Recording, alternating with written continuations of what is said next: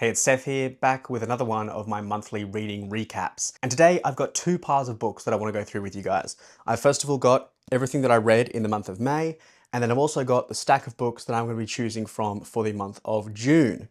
Disclosure, this video is a little bit late. It is now well into June. We're about a week or so in, but I've been sick, and so I haven't really been the most presentable on camera, and I haven't really had much of a voice. So there's a bit of a delay in this video, but that's okay. There's still plenty of time in the month, so if you like any of the books that I'm talking about, still loads of time for you to add that to your to-be-read list as well. Now today I have 4 books to talk about, and the first one that I'm going to be going over is a bit of a popular one at the moment. This one's really been popping off, and that is John Williams' Stoner. So if you're not familiar with Stoner, Stoner is basically the story of a man, William Stoner. So Stoner's family is a farming family, and Stoner's father believes that agriculture and the knowledge of agriculture is the future of farming and how to develop your farm better and have greater yields and make greater profits. And so he sends his son William to university in Missouri to learn about agriculture, to study agriculture, and then bring that knowledge back to the farm that he learns at university. While at university, however, Stoner takes a course in English literature, and he falls in love with it. So much so that he becomes a teacher of English literature, and he stays at this university. The book is basically about his life as a teacher, his love life, his friendships, his professional relationships. It basically takes an entire journey through his life and follows him. And I guess the interesting thing about this book is that it's not interesting. Stoner is boring. He's the average man. Even on the back of the book it says that after his death, he is rarely mentioned, he's largely forgotten, he's not brought up as this great remembered name at his university or through his work or through his family. He's just a guy. I think that's what makes this book so good. This book is brilliant.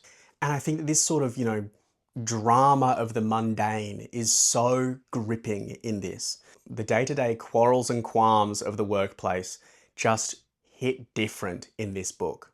And I think that's what works so well, is that this book is just about a man who is passionate about the things he's passionate about, but he's also not particularly complex. It's a very approachable book. If you have studied, are studying, have an interest in studying, that this book also is brilliant for that. The romanticization of education in this book is outstanding. I fall for it every time.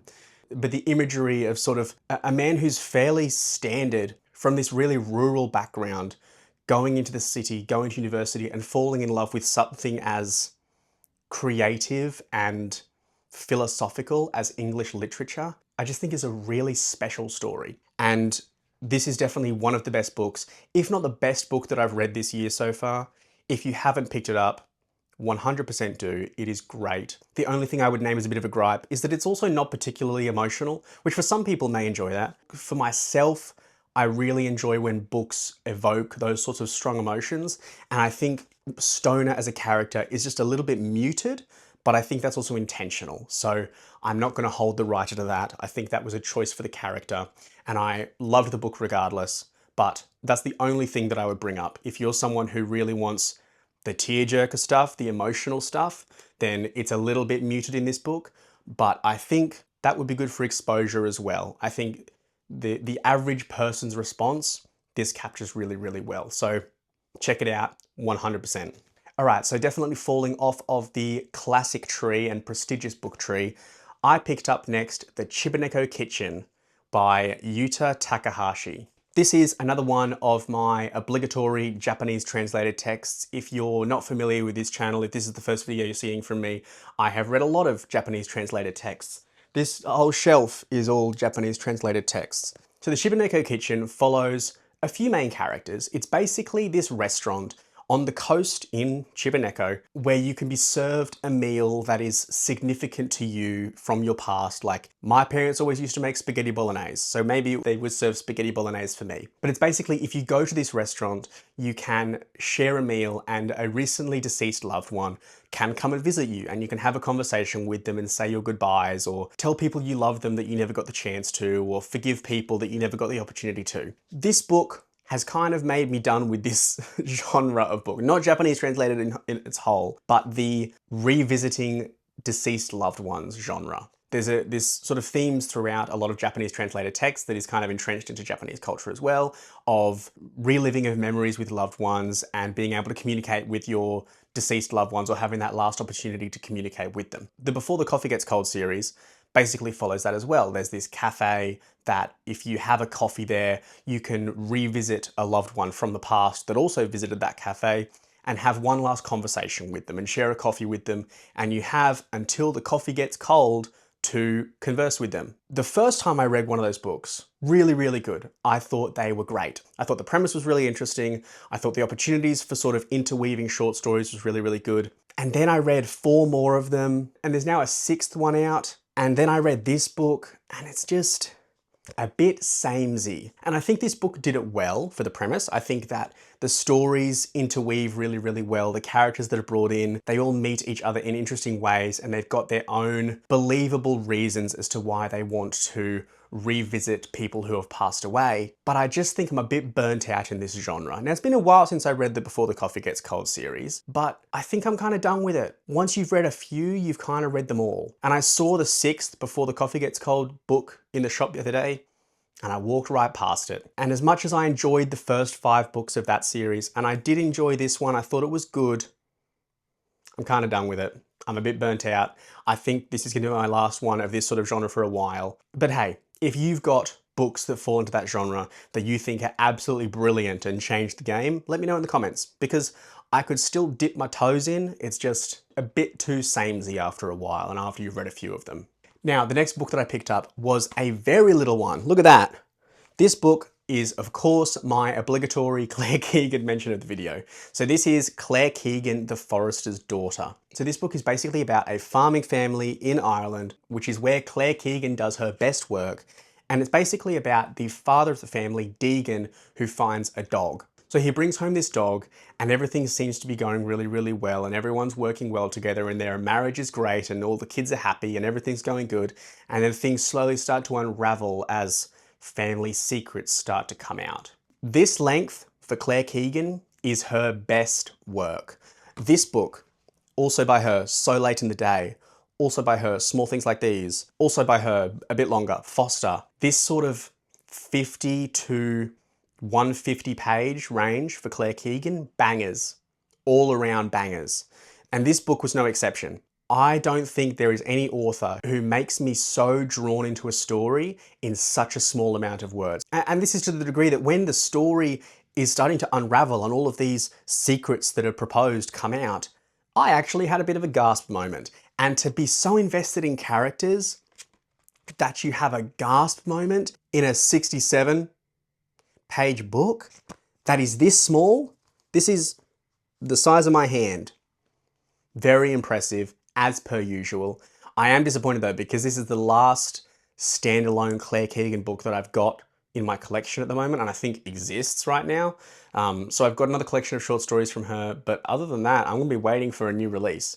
So I was holding on to this one for a while because I didn't want to just run through it for the sake of running through it. And I'm very glad that I read it. It is brilliant. If you're looking for a very small book to be a bit of an approach to reading that you don't really want to fully commit to reading such a long book, because obviously that is time consuming if you're kind of questioning whether this is the thing for you, a Claire Keegan book is always 100% a recommend. And The Forester's Daughter is absolutely no exception to that rule. Brilliant as usual, powerful as usual. And just as I said, the ambiance with Claire Keegan is ridiculous. She can just draw me in and just put me in rural Ireland and I can see it all around. There's the hedgerows, there's the cows, there's the old little cottages. She puts you there. And for this amount of pages to put you there, my goat. She's my goat. Anywho, the last book that I read in the month of May is Yoko Ogawa's Mina's Matchbox. So Mina's Matchbox basically follows 12-year-old Tomoko as she moves away to live with her aunt, uncle, extended family, and her cousin Mina. And Mina and her aunt and uncle's house is this mansion. She basically moves from being in a very small Tokyo apartment to living in this luxurious place where every family in the town know their name, everyone's very accommodated with the family, and they're particularly accommodated with the family because Mina has a little pet hippo, a pygmy hippo called Pochiko. This book is so unique. It's so layered and complex and interesting and all of the things, it's kind of the opposite of stoner. There isn't sort of a goal, it's kind of that slice of life kind of style of writing again. But there is so much depth and layering and intricacies to this story. It just makes it so enticing. I really, really enjoyed this. There's so many things in there that you will find a lot in Japanese translated texts that are just kind of goofy, funny things, but it makes a book so much more enjoyable to read. And this is kind of full of it again. I've read another couple of books by Yoko Ogawa before, which The Memory Police and Revenge. Both of those are a lot more serious themes than this book. I think as much as you can read into this and make and pull deep meaning from it, it is just kind of a fun book to pick up as well. There's lots of very interesting things. There's fun quirks to the book, which only really come from a book that goes from the perspective of children as well. So there's lots of things that are very innocent and fun and joyous, even though to an adult's perspective, if it was seen through the eyes of one of the adult main characters, it probably would be darker and it would be scarier and it would be more anxiety inducing. But through the innocent eyes of a child, they're just having fun. They got a pet hippo. How could they not be having fun? But overall, I really enjoyed this as well. I think it was a good one of Yoko Ogawa's one. I almost enjoyed it more than The Memory Police, and I enjoyed The Memory Police, but this one, it was a bit of a breath of fresh air kind of book of just reading something with very low stakes. It was just a whole lot of fun. So definitely recommend. So overall, the month of May, I had a lot of books that I enjoyed. I think Stoner was 100% the best one. As much as Claire Keegan, I always enjoy. I think Stoner, John Williams shows so much talent in being able to make such a basic, boring story so interesting. And so I really appreciate it for that. As well as, I don't think there's been a book that I've read for quite a while that has made me think back on it so much as Stoner. I have not stopped thinking about that book since I finished reading it, and the little things and perspectives that you get from that, and just appreciating the mundane. I think that romanticizes education and the mundane so nicely. So if you're someone who's a sucker for that kind of stuff, definitely pick it up. But anyway, what are we looking at in the month of June? So what me and my partner do every month is, because we've got a stack of books that we normally pick from, I've got like 20 or something books at the moment that I haven't read, to whittle that list down a little bit to then choose each month. We pick out 6 books from our own pools of unread books to then choose from. So I've picked out 6 books that I'm going to be choosing from in the month of June. It doesn't mean I'm going to get through all of these 6 books. It just means that these are the ones that I'm going to be picking from. So if you want to get an idea of what's going to be in my next month recap, they're going to be from here. So if there's a book that you want to read that is appearing in this list, check out the video next time as well. Just so you don't miss that video too, make sure you subscribe and put the notifications on so you see when that one comes out and you can see what I think of these books as well. The first book,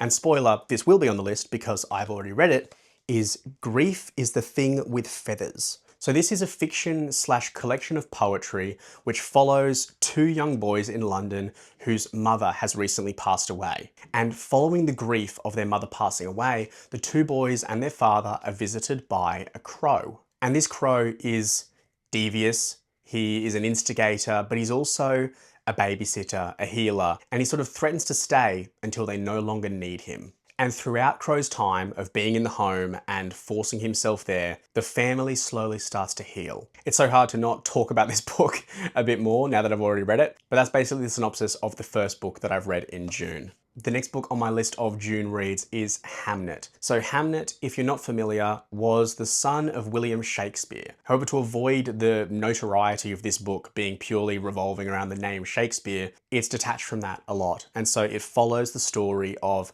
Hamnet and his family. So on a summer's day in 1596, a young girl in Stratford upon Avon takes to her bed with a sudden fever. Her twin brother Hamnet searches everywhere for help. Their mother Agnes is over a mile away in the garden where she grows medicinal herbs.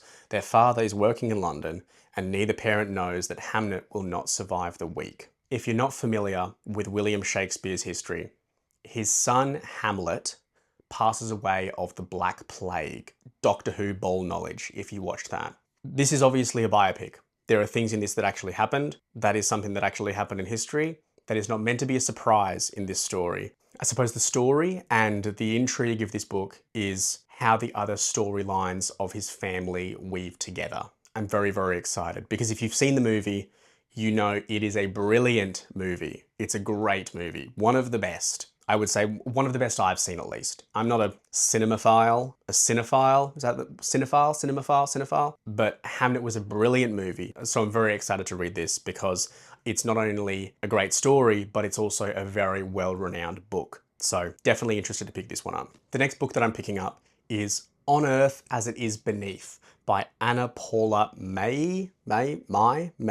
So I think this is on the current, I think this might have just won the International Booker Prize as well for 2026. So the synopsis for this one is, on land where enslaved people were once tortured and murdered, the state built a penal colony in the wilderness where inmates could be rehabilitated but never escape. Now, decades later, and having only succeeded in trapping men, not changing them for the better, its operations are winding down. But in the prison's waning days, a new horror is unleashed. Every full moon night, a handful of inmates are set free, the warden is armed with rifles, and the hunt begins. Every man plans his escape, not knowing if his end will come at the hands of a familiar face or from the unknown dangers beyond the prison walls. So it just sounds cool. A lot of the dystopian, post-apocalyptic science fiction books that I've read are too long. I get bored. So I thought a thin little book like this that sounds interesting, that sounds fun, that sounds action-packed. A lot of the books I just read, I think I try to explain them to people and they just sound boring as well. So something action-packed sounds fun. I wanted to give it a shot, and that is why it is on my list for June. The next book on the list is Dubliners by James Joyce. So James Joyce is a very well-renowned author. I haven't read any of his works yet, but he also wrote Ulysses, I believe, as well as a bunch of other ones. But this one is also very, very popular. I think I first saw this on an interview with Cillian Murphy, him talking about books that he enjoys.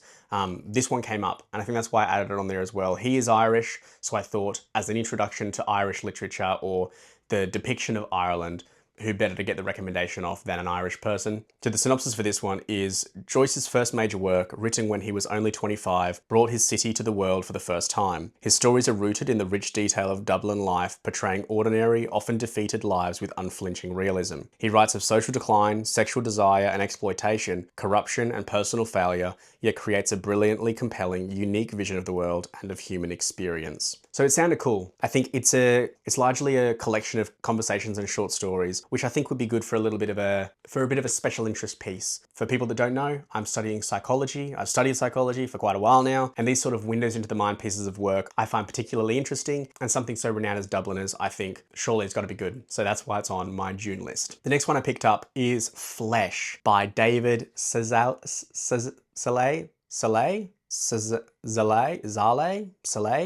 one of them. And this was the winner of the Booker Prize in 2025. I've sort of been going through and buying a lot of the Booker Prize winners, unintentionally for a lot of it. So maybe I'll do a video of reading the last 5 years of Booker Prize winners. Let me know if you want to see something like that. But the synopsis for this one is 15-year-old Istvan lives with his mother in a quiet apartment complex in Hungary. New to the town and shy, he becomes isolated with his neighbor, a married woman, as his only companion. When a clandestine relationship begins between them, his life spirals out of control. As the years pass, Istvan moves from the army to the circles of London's elite. His competing impulses for love, intimacy, status and wealth win him unimaginable riches until they threaten to undo him completely. So it sounded cool, and it was quite well renowned, had good reviews. Booker Prize, I've always found some winners from, so I'm interested to see what comes from this one. And then the final book that I want to go over for my June list is Suspicion by Seiko Matsumoto, Saito. As I said earlier in the year, I want to branch out the genres that I'm reading from. So I tried sci-fi, I've tried a bit of fantasy, none of them have really stuck. And so one genre that I haven't really picked up much is crime. And so this is a translated crime story from a Japanese author, I believe, based on the names. So the synopsis for this one, Onizuka Kumiko, fierce and fearless, is a woman with a past as a petty criminal who seduces men to get what she wants. Then she meets Shirakawa Fukutaro, a rich widower, and they are soon happily married. But their newlywed bliss is suddenly cut short. One rainy July evening, their car veers off course and plunges into the harbour, and Fukutaro is pulled beneath the waves. Suspected of murder and labelled a femme fatale, Kumiko is hounded by the press but insists she is innocent. The tide of public opinion is rising against her until a dogged defence lawyer takes on her case. Seiko Matsumoto draws out the hidden demons behind our convictions, biases, and deepest desires. That just sounds cool. A bit of a whodunit. As a bit of an introduction to crime, I thought again, a bit of a thin book just to get me into it, to see what I think. And it also falls pretty well under my genre of translated literature as well, which I always really enjoy. So I'm excited for this one too. So as a bit of a recap, the things you can expect next month is out of this stack here. So Grief is a Thing with Feathers, Hamnet, Dubliners, on earth as it is between Suspicion and Flesh. If you want to see what I think of these books, make sure you subscribe, make sure you hit notifications so you see when that video comes out as well. Let me know if you've read any of the books that I've spoken about today or potentially are reading in the future. Leave it in the comments below as well. I'd love to talk about it there. But in the meantime, thanks very much for watching. Enjoy your reading. I'll be enjoying mine, and I will see you in the next one. Bye.